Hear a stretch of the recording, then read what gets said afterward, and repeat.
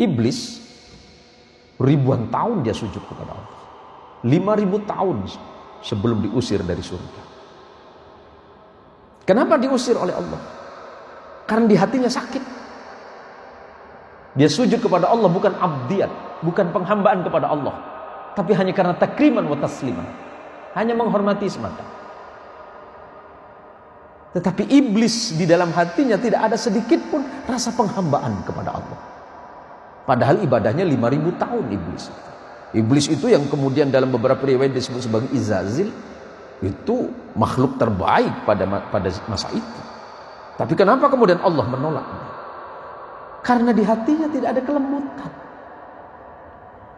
Dia sujud kepada Allah bukan menghambakan diri kepada Allah, hanya sekedar menghormati karena Allah sudah menciptakan dia semata. Kita sujud kepada Allah itu tidak lama.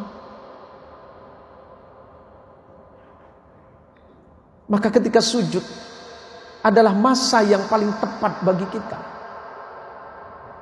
menghambakan diri kita kepada Allah, menyampaikan seluruh persoalan hidup kita.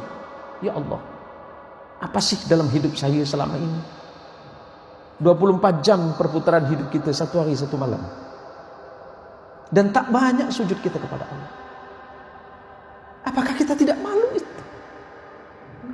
Ketika kita datang ke masjid mendengar bacaan imam yang subhanallah, ya Allah, walaupun saya tidak ngerti ya Allah, tapi hati saya enak ya Allah, hati saya teduh ya Allah. Maka dosa kita yang banyak itu Allah akan mengampuni.